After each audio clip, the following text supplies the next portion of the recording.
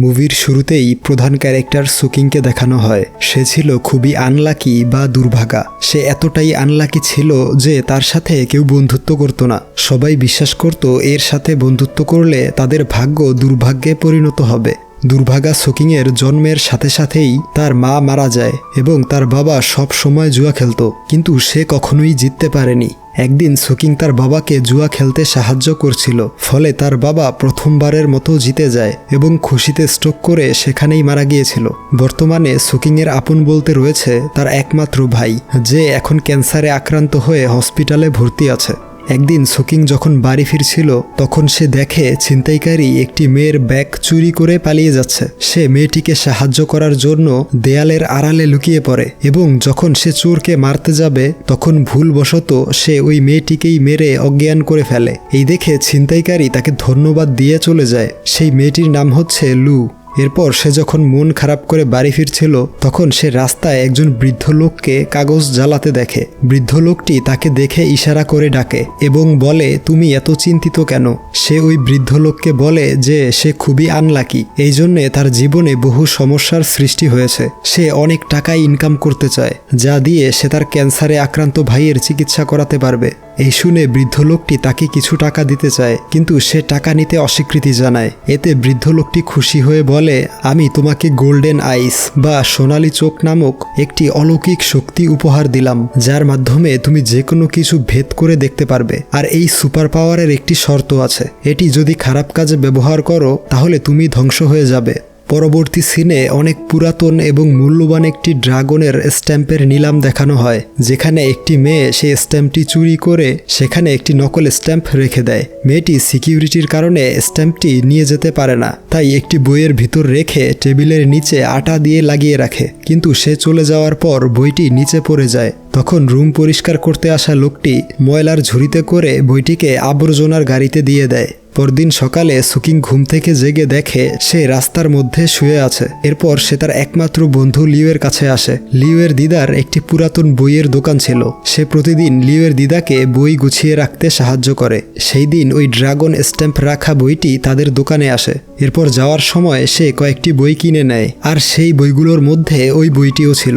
লিউয়ের দিদা জানতো যে সুকিংয়ের পরিবারের অর্থনৈতিক অবস্থা ভালো নয়, তাই লিউকে টাকাগুলো ফিরিয়ে দিতে বলে। লিউ ছিল অত্যন্ত মোটা এবং অলস, তাই সে টাকা ফিরিয়ে দিতে গিয়ে ম্যানহোলে পড়ে যায়। এরপর সুকিং বাসায় গিয়ে দেখে তার ভাইয়ের বউ অর্থাৎ তার ভাবি তার জন্য খাবার নিয়ে বসে আছে। সুকিং তার ভাবিকে বলে, আমি পার্ট টাইম জব করব, সামনে আমার সেমিস্টার ফি, ভাইয়ের চিকিৎসা ও বাসা ভাড়া সবকিছু মিলিয়ে তোমার অনেক কষ্ট হচ্ছে। ভাবি তাকে বলে, তুমি পড়ালেখায় মনোযোগ দাও, বাকি সব আমি দেখব। তারপর সে রুমে এসে বইগুলো ব্যাগ থেকে টেবিলে রাখে। তখন সে লক্ষ্য করে বইয়ের ভেতরের সবকিছু স্পষ্ট দেখতে পাচ্ছে। তাই বইটি হাতে নিয়ে এক চোখ বন্ধ করে বইটির দিকে তাকালে দেখে তার ভেতরে একটি ড্রাগনের স্ট্যাম্প রয়েছে। বই খুলে সে স্ট্যাম্পটি পেয়ে যায়। সে বুঝতে পারে গতরাতে সেই বৃদ্ধ লোকটি তাকে সত্যি সুপার পাওয়ার দিয়েছে। এতে সে প্রচণ্ড খুশি হয়ে চিৎকার করতে শুরু করে। এরপর সে তার বন্ধু লিউকে বলে সে একটি পুরনো মূল্যবান স্ট্যাম্প পেয়েছে। এই শুনে লিউ তাকে নিয়ে বিনের কাছে আসে। তারা বিনকে বলে এই স্ট্যাম্পটি তারা বইয়ের মধ্যে খুঁজে পেয়েছে। বিন স্ট্যাম্পটি দেখে অবাক হয়ে যায়, কারণ সে নিলামে এই স্ট্যাম্প 8 কোটি টাকা দিয়ে কিনেছে। তাই সে পরীক্ষা করে বুঝতে পারে সুকিংয়ের স্ট্যাম্পটি আসল এবং সে নিলাম থেকে যেটা কিনেছে সেটা নকল। বিন সুকিংকে জিজ্ঞেস করে এটা কত টাকায় বিক্রি করবে। সুকিং বলে 4000 টাকা। এই শুনে বিনের প্রচণ্ড হাসি পায়। সে তাদেরকে 4 লক্ষ টাকা দেয় এবং সুকিংকে বলে তুমি খুব ভাগ্যবান, তাই আগামী সপ্তাহে ইউনান শহরে একটি পাথরের গ্যাম্বলিং কম্পিটিশন হবে। তুমি চাইলে আমার সাথে অংশগ্রহণ করতে পারো, তাতে তুমি কিছু ইনকাম করতে পারবে। ইউনানের পাথরের ভিতর এমন একটি পদার্থ বা জেট পাওয়া যায় যা হীরা বা ডায়মন্ডের চেয়েও দামি, আর এই বিশেষ পাথর খোঁজার উপর বাজি ধরা হয়। একেই মূলত পাথরের গ্যাম্বলিং কম্পিটিশন বলে। এরপর ডক্টর সুকিংয়ের ভাবিকে বলে এখনই বকেয়া বিল পরিশোধ না করলে তার হাজব্যান্ডকে আইসিইউ থেকে বের করে দেয়া হবে। তাই সে ডক্টরকে অনেক রিকোয়েস্ট করলেও ডক্টর তার কথা শুনছিল না। তখন সুকিং এসে ডক্টরের সামনে টাকাগুলো ফেলে বলে যত টাকা লাগে উঠিয়ে নিন, তবে আমার ভাইকে বাঁচান। ডক্টর জানায় তার ভাইয়ের ক্যান্সার লাস্ট স্টেজে আছে। এখন তাকে বাঁচাতে হলে 1 মাসের মধ্যে অপারেশনের প্রয়োজন, আর সেই অপারেশন খরচ 1 কোটি টাকা। তাই 1 কোটি টাকা ম্যানেজ করার জন্য সে প্রথমে লটারির দোকানে তার পাওয়ার ব্যবহার করে। দেখে লটারির সর্বোচ্চ প্রাইজ মানি হচ্ছে 1 লক্ষ টাকা। তাই সে লিউয়ের দোকানের বইগুলো খুঁজতে থাকে, দেখে কোনো এন্টিক জিনিস পায় কিনা। হঠাৎ তার বিনের কথা মনে পড়ে। সে তখনই বিনের কাছে চলে আসে। বিন বডি মাসাজ নিচ্ছিল এবং সে সুকিংকেও মাসাজ করাতে বলে। সুকিং তাকে জিজ্ঞেস করে, সত্যি কি পাথরের উপর বাজি ধরে টাকা ইনকাম করা যায়? বিন বলে হ্যাঁ। সুকিং বলে তার 1 কোটি টাকার প্রয়োজন। বিন বলে তাহলে আমার সাথে ইউনান শহরে চলো। এরপর তারা দুজন ইউনানে চলে আসে এবং সুকিং এর সাথে বিনের বড় ভাই শিচেনের পরিচয় করিয়ে দেয়। শিচেন ওই পাথরের বিষয়ে সবকিছু জানে। সেখানে তারা সুকিংকে অনেক দামি একটি চা পান করতে বলে। চাটা ছিল খুবই মজাদার। তাই সে এত বেশি খেয়ে ফেলে যে কিছুক্ষণের মধ্যেই তার ওয়াশরুম চেপে যায়। সে ওয়াশরুম করতে বাহিরে চলে আসে। তখন লু তাকে থামিয়ে বলে, এখানে পুলিশ স্টেশন কোন দিকে? সুকিং এর সেদিন রাতের কথা মনে পড়ে যায়। তাই ভয়ে চলে যেতে শুরু করে। লু বলে, আমি শুধু একটি ঠিকানা জানতে চেয়েছি, এত ভয় পাচ্ছ কেন? সুকিং তাকে সেই দিন রাতের ঘটনা বলে দেয়, কিভাবে ছিনতাইকারীকে ধরতে গিয়ে তাকে আঘাত করেছিল। লু বলে, তোমার জন্য এখন আমি রাস্তায় ঘুরছি, এখন আমার কাছে কোনো টাকা নেই। তাই সুকিং বাধ্য হয়ে লুকে তার হোটেলে থাকতে দেয়। অপরদিকে সেই মেয়েটিকে দেখানো হয় যে ওই স্ট্যাম্পটি চুরি করেছিল। সে জেনে গিয়েছে সুকিং স্ট্যাম্পটি বিক্রি করেছে। তাই তারা তাকে খুঁজতে থাকে। এরপর শিচেন তাদেরকে পাথরের মার্কেটে নিয়ে আসে এবং তাদেরকে শেখায় যে কিভাবে পাথরের মধ্য থেকে জেড খুঁজে বের করতে হবে। বিন সুকিংকে বলে, তুমি একটি পাথর চুজ করো। আমি তো 3টি পাথর কেটেছি, কিন্তু একটিতেও জেড পাইনি। তখন সে একটি পাথরের মধ্যে সেই মূল্যবান জেড দেখতে পায় এবং বিনকে বলে, আমাদের এইখান থেকে পাথর কেনা উচিত। কিন্তু শিচেন বলে, না, চলো আমরা অন্য শপে যাব। আসলে এই শপটি ছিল জুনের। জুন হচ্ছে শিচেনের শত্রু। জুন শিচেনকে দেখে পাথরগুলোর দাম 3000 থেকে 30,000 টাকা করে দেয়। কিন্তু এরপরেও বিন সেই পাথর কিনে নেয় এবং পাথরটি কাটার পর দেখতে পায় তার মধ্যে রয়েছে সেই মূল্যবান বস্তুটি, অর্থাৎ জেড।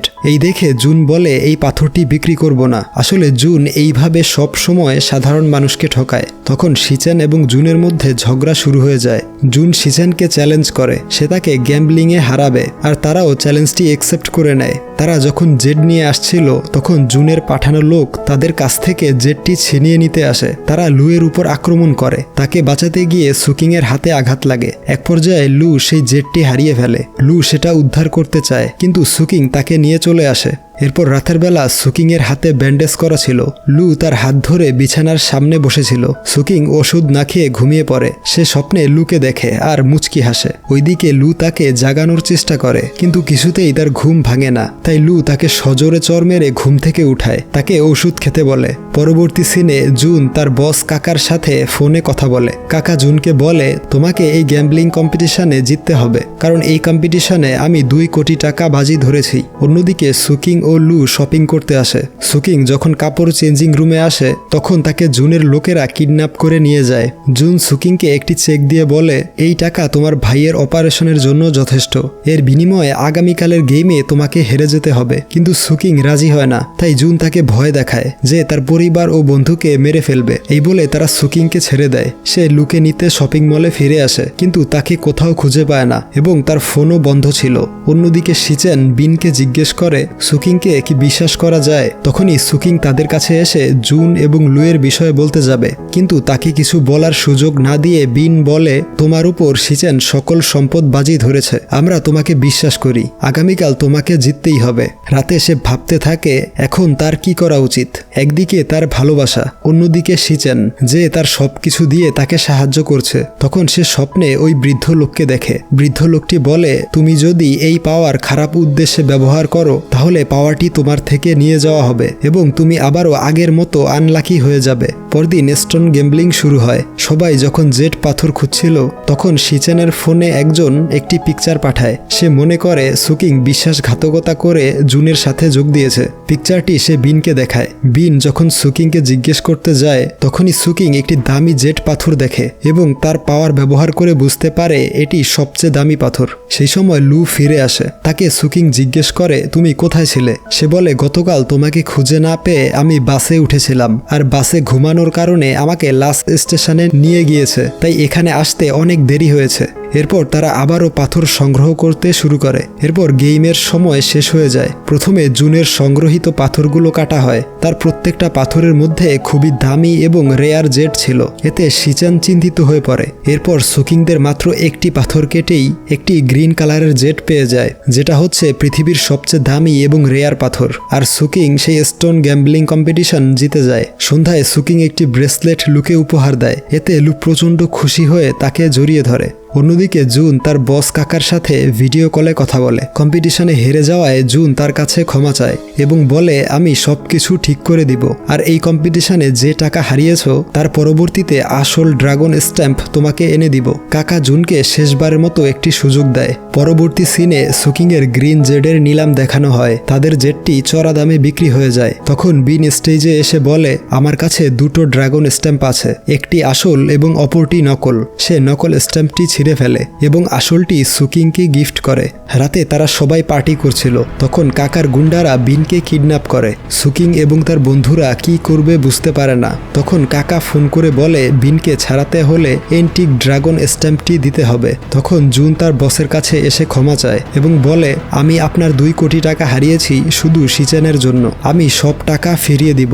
জুন আরও বলে, এই ড্রাগন স্ট্যাম্পে একটি গুপ্তধনের মানচিত্র আছে, আর এই জায়গায় আপনি যেতে পারবেন না। কাকা জুনের চালাকি বুঝতে পারে। আসলে জুন স্ট্যাম্পটি তার কাছ থেকে হাতিয়ে নিতে চায়, তাই সে জুনকে মেরে ফেলে। অন্যদিকে সুকিং, শিচেন ও লু বিনকে বাঁচাতে কাকার আস্তানায় চলে আসে।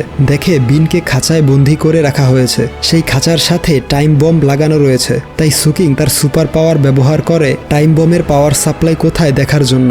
তখনই কাকা চলে এসে তাদেরকে গান পয়েন্ট করে ড্রাগন স্ট্যাম্পটি দিতে বলে। সুকিং তাকে স্ট্যাম্পটি দিয়ে দেয় এবং বলে বিনকে ছেড়ে দিতে, কিন্তু সে না করে। তখন লু তার ব্রেসলেট দিয়ে কাকার মনোযোগ নষ্ট করে এবং শিচেন তার গানটি ছিনিয়ে নেয়। এরপর পুলিশ চলে এসে তাদেরকে উদ্ধার করে। এরপর দেখা যায় আবার সুকিং সেই বৃদ্ধ লোককে স্বপ্নে দেখে। বৃদ্ধ লোকটি সুকিংকে বলে, তুমি তোমার সুপার পাওয়ার ভালো কাজে ব্যবহার করেছো, এজন্যে তোমাকে উপহার স্বরূপ আরেকটি সুপার পাওয়ার দেওয়া হলো। এখন থেকে তুমি মানুষের অতীত দেখতে পারবে। এরপর সুকিং লুকে প্রপোজ করে। অবশেষে বিন, শিচেন, সুকিং, লু সবাই খুশিতে একসাথে সেলিব্রেট করে। গল্পটি এইখানেই শেষ হয়ে যায়।